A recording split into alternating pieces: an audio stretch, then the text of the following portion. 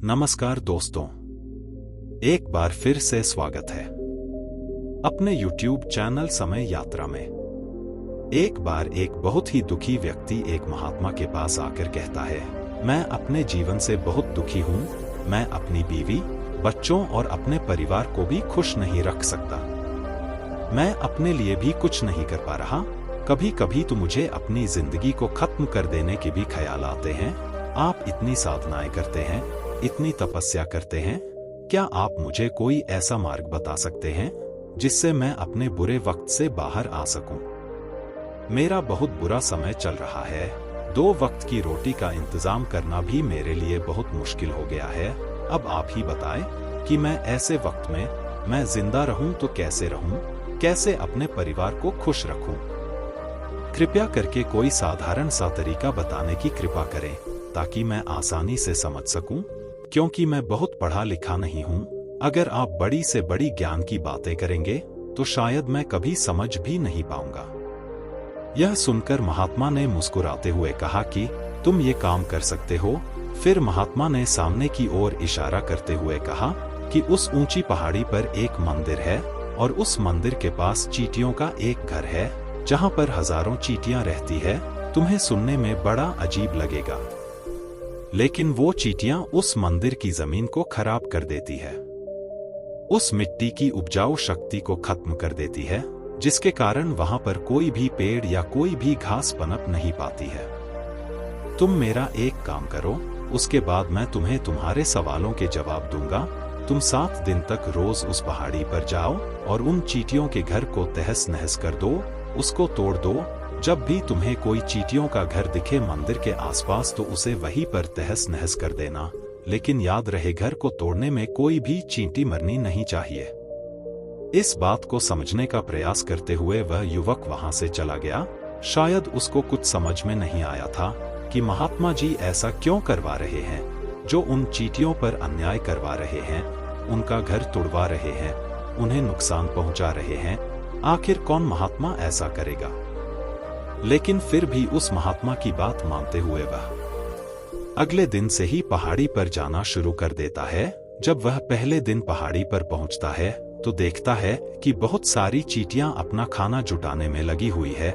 सारी चींटियां कतार से चल रही है और अनाज के छोटे छोटे कण उठाकर अपने घर में जमा करती जा रही है। यह देखकर पहले तो उस युवक का मन कमजोर पड़ गया। उसने सोचा कि यह इतनी मेहनत करके अपना घर भर रही है और मैं इनके घर को तबाह कर दूंगा तो इनको कितना बुरा लगेगा।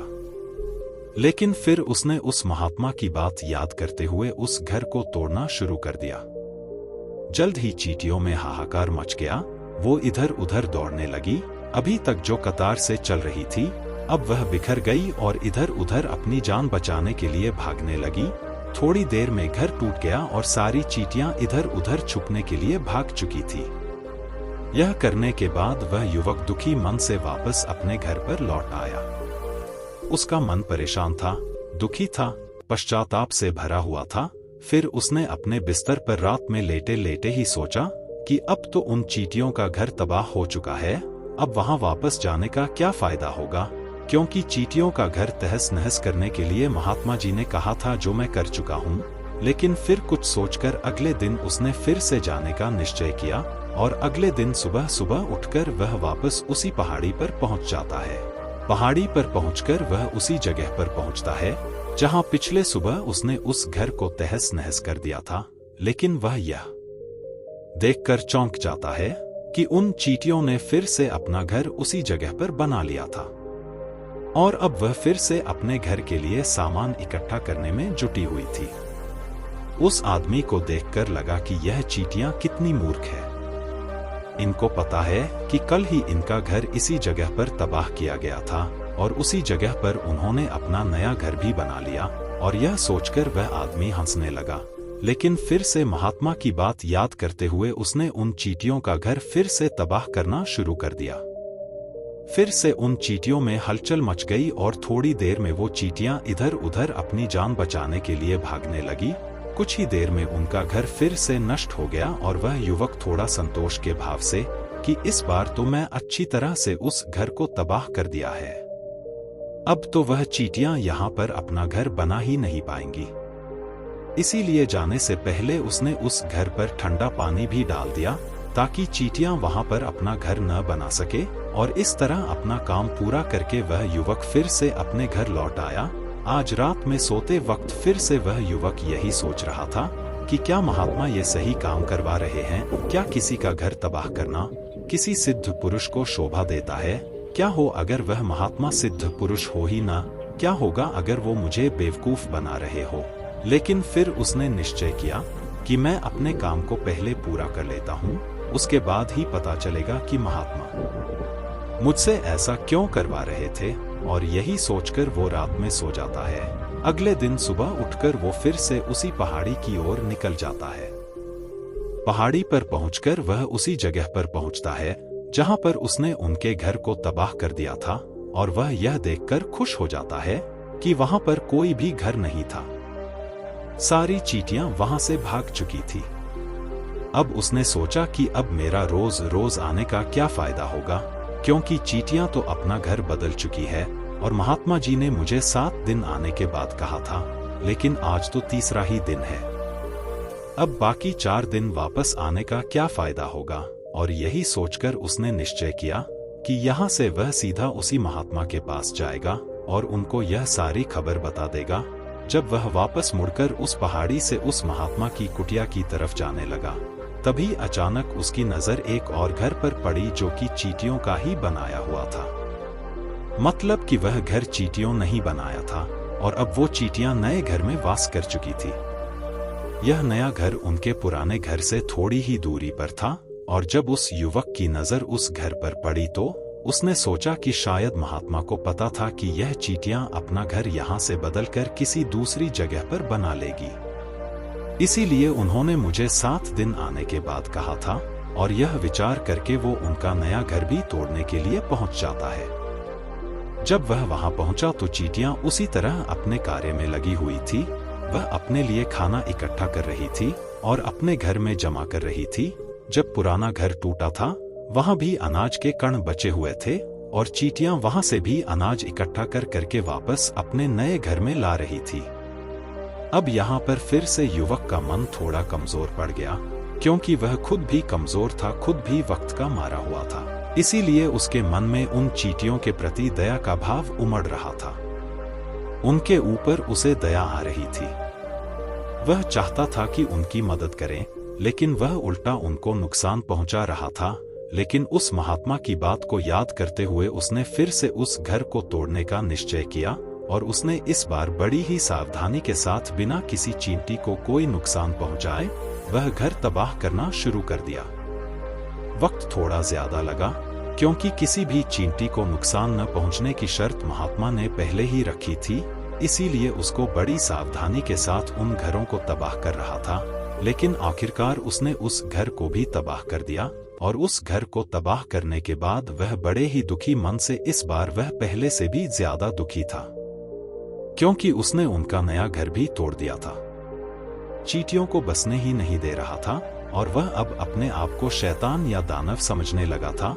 लेकिन फिर भी उस महात्मा की बात को मानते हुए वह अपने घर पर दुखी मन से वापस आ गया।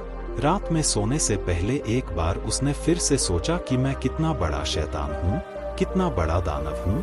पुराना घर तो छोड़ो, मैं उन चींटियों को कहीं भी बसने के लिए कोई जगह ही नहीं दे रहा हूँ। वो चींटियां मेरे बारे में क्या सोचती होगी? वो कितना बड़ा दानव होगा उस परमात्मा को जो मेरे द्वारा यह काम करवा रहा है। लेकिन फिर भी उसने अगले दिन जाने का निश्चय किया, और अगले दिन सुबह सुबह वह फिर से वहां पर पहुंच गया। वह यह देखकर फिर से आश्चर्यचकित रह जाता है कि इस बार चींटियों ने एक और नई जगह पर अपना घर बना लिया था। वह तो पहले से भी ज्यादा ऊर्जा के साथ काम कर रही थी, और उन्होंने एक रात में पहले से भी बड़ा घर बना लिया था। और अब वो फिर से अपना अनाज और खाना इकट्ठा करने में जुटी हुई थी। यह देखकर उस आदमी को लगा कि ये चींटियां किस मिट्टी की बनी हुई है। मैं उनको बार बार यहाँ से भगाने की कोशिश कर रहा हूँ, और यह वहीं पर अपना घर बना लेती है। क्या इनको पता नहीं है कि मैं यहाँ पर कभी भी बसने नहीं दूंगा? यह चींटी है, दिखने में इतनी छोटी है, लेकिन फिर भी यह मुझसे हार नहीं मान रही है। बड़ी ताज्जुब की बात है, और इस बार उसने गुस्से में उस घर को तहस नहस करना शुरू कर दिया। लेकिन इस बार तहस नहस करते हुए कुछ चींटियां वहीं पर मर गई, उसके पैरों तले कुचल दी गई। कुचलने के बाद जब वह अपने अहंकार से बाहर आया तो उसने देखा कि गुस्से में उसने उन चींटियों को कितना क्षति पहुंचा दी है। उसका मन पश्चाताप से भर गया और वह रोता हुआ अपने घर की तरफ बढ़ गया। रात में सोते वक्त उसने सोचा कि मैं उन चींटियों पर बहुत ज्यादा अत्याचार कर रहा हूं, अब इससे ज्यादा अत्याचार मैं नहीं कर पाऊंगा, और यही सोचकर वह अगले दिन उन चींटियों के लिए अपने घर से थोड़ा आटा लेकर उसी पहाड़ी पर पहुंच जाता है। आज उसके मन में उन चींटियों के प्रति श्रद्धा का भाव था, दया का भाव था। आज वो उनकी मदद करना चाहता था, और जब वह वहां पर पहुंचा तो चींटियां फिर से अपने नए घर को बनाने में जुटी हुई थी। उसने बड़े ही करुणा के साथ उन चींटियों को अपना लाया हुआ आटा खिलाया। अगले 7 दिनों तक वह ऐसा ही करता रहा। वो रोज सुबह जाता है, उन चींटियों को अपने हाथों से आटा खिलाता। 7 दिन के बाद वह युवक उस महात्मा के पास पहुंचकर हाथ जोड़कर बोलता है कि हे महात्मा जी, मुझे माफ कर देना। मैंने उन चींटियों का घर तबाह करने के लिए बहुत कोशिश की। मैंने उनका घर तबाह किया भी, 1 बार नहीं 4 बार मैंने उनका घर तोड़ा। उसके बाद मैं हिम्मत नहीं कर पाया, उनके घर को नहीं तोड़ पाया। मैं समझ सकता हूं कि मैंने आपका काम पूरा नहीं किया, और इसके बदले आप मुझे तरीका भी नहीं बताएंगे जो कि मुझे मेरे बुरे समय से बाहर निकाल सकता है। लेकिन मुझे इसका कोई परवाह नहीं है।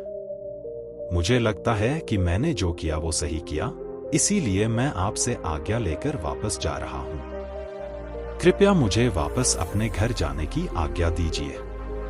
यह सुनकर महात्मा ने मुस्कुराते हुए कहा कि अरे बेटा, कहाँ चल दिए? रुको तो सही, जलपान तो कर लो, थोड़ी देर ठहर जाओ, उसके बाद चले जाना। और यह कहकर वह महात्मा उस युवक के लिए पानी लेकर आते हैं। पानी पिलाने के बाद महात्मा उस युवक से पूछते हैं कि तुम मुझे यह बताओ कि आखिर तुम उन चींटियों का घर तबाह क्यों नहीं कर सके? वो चींटियां तो छोटी है और तुम इतने विशालकाय हो, फिर भी तुम उन छोटी छोटी चींटियों का घर तबाह नहीं कर पाए। कहाँ है तुम्हारी शक्ति, तुम्हारा बाहुबल? इसका जवाब देते हुए उस युवक ने कहा कि हे महात्मा, मैंने उन चींटियों का घर तबाह कर दिया था, बार बार किया था। 1 बार तो अपने गुस्से में उन चींटियों को भी हानि पहुंचा दी थी, लेकिन जिस दिन मैंने उनको हानि पहुंचाई उसी दिन मुझे लगा कि मैं उनको क्यों हानि पहुंचा रहा हूं, जो इनको इतनी तकलीफ दे रहा हूं, और उसी दिन से मैंने उनको क्षति पहुंचाने की बजाय, नुकसान पहुंचाने की बजाय उनकी सहायता करनी शुरू कर दी। यह सुनकर उस महात्मा ने कहा कि यही तो सीखने की बात है। एक छोटी सी चींटी हमें जीवन का संदेश दे जाती है। मैंने तुम्हें उन चींटियों का घर तबाह करने के लिए नहीं भेजा था, मैंने तुम्हें भेजा था ताकि तुम उन चींटियों से कुछ सीख ले सको। तुम्हें क्या सीख मिली उन चींटियों से, क्या मुझे बता सकते हो? यह सुनकर उस युवक ने पूरी कहानी बयां कर दी। पूरी कहानी सुनने के बाद महात्मा ने मुस्कुराते हुए कहा कि बेटा, पहली सीख जो इन चींटियों से ले सकते हो यह थी कि तुमने कितनी ही बार उनके घर को तोड़ने की कोशिश की, कितनी ही बार प्रयास किया कि उनके घर तबाह हो जाए, लेकिन वह हर बार अपना नया घर बना लेती थी। उन्होंने कभी भी हार नहीं मानी। अगर वह हार मान लेती तो वो चींटियां तुम्हें वहां पर नहीं मिलती। जीवन कार्यशीलता का नाम है, लेकिन हम मनुष्य 1-2 बार हार मिलने पर ही टूट जाते हैं, हताश हो जाते हैं और फिर जीवन में प्रयास ही नहीं करते। और कुछ लोग तो अपनी जिंदगी को खत्म करने को उतारू हो जाते हैं। लेकिन जानवरों में तुमने एक बात देखी होगी कि वह अपना जीवन खुद से कभी खत्म कर ही नहीं सकते हैं। तुमने कभी नहीं सुना होगा कि किसी जानवर ने आत्महत्या कर ली, चाहे वह जानवर कितना भी भूखा क्यों ना हो, कितना ही दुखी क्यों ना हो, लेकिन वह अपने जीवन के लिए हमेशा संघर्ष करता रहता आता है। लेकिन वहीं दूसरी तरफ हम मनुष्य 1-2 बार हताश होने पर ही अपना जीवन खत्म कर लेते हैं। जीवन तो कर्मशीलता है, कर्म करने का नाम है। जीवन और मृत्यु आखिरी विश्राम है, परम विश्राम है। इसीलिए मृत्यु से पहले कर्म करना कभी मत छोड़ना, क्योंकि मृत्यु के बाद तो तुम परम विश्राम में चले ही जाओगे। तो उससे पहले कर्म करना क्यों छोड़ रहे हो? क्यों हताश हो रहे हो? अगर तुम्हारा एक घर टूट गया है तो दूसरा घर बनाने का प्रयास करो, कोशिश करो, और कोशिश करने वालों की कभी हार नहीं होती। यह तो उन चींटियों से देख चुके हो। देखने में तुमसे कितनी छोटी है वो चींटियां और तुम इतने बड़े हो, लेकिन उनका मन तुम्हारे मन से कितना बड़ा है, कितना विशाल है, कितना दृढ़ संकल्प है कि इतनी बार घर टूटने पर भी उन चींटियों ने कभी हार नहीं मानी।